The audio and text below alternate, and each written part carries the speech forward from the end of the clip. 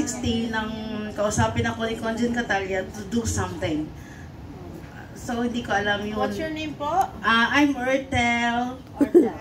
And, ako nakaganito na intro.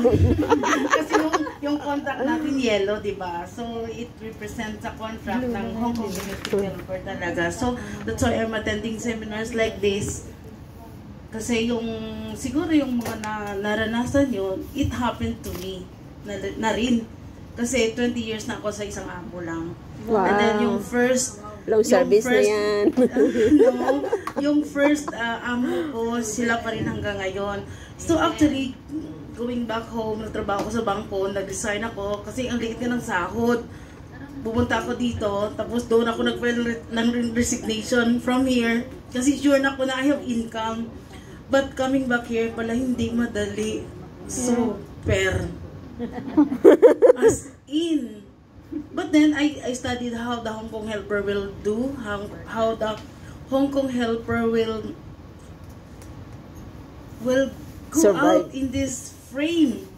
Parang sabi ko, I already have seminar before in the HKU with you. Yes, with Dr. Mike. With Dr. Mike. Yes, and then after that, nag-transfer ng yun na. Tapos ng ko na, may seminar about enrich na rin. Sabi ko, okay, I'll go for it. Tapos ko, I have to wear the apron.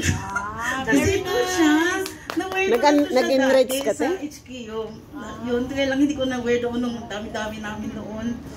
So, ang ko is, I like to own a home. Kasi from here, before talaga nang pag-start ko ng work, bahay talaga. Pero yung goal ko, mapatapos yung dalawang anak. So, graduate na sila ngayon, nagatrabaho na yung isa.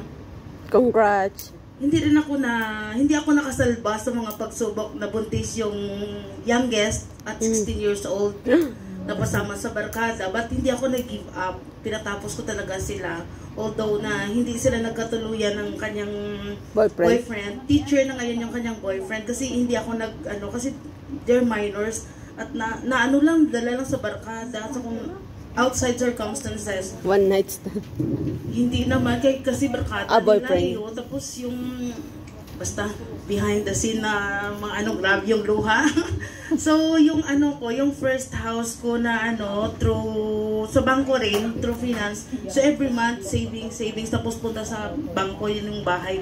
Nagkabahay ako, tapos, yes, family, and then I help mga pamangkin na namatay yung pinsan ko sa ovarian cancer. So, nung mamatay siya, sabi na, ding, may bahay ka. Sabi ko, hindi ko pa tapos bayaran. It's within the city. So, nag-okay ako. Napaterhin yung malo kasi malapit sa school mo. Tapos, nang magkalis na yung anak ko, sinabihan ko sila, kasi 3 years na sila nakatira, it's all free talaga.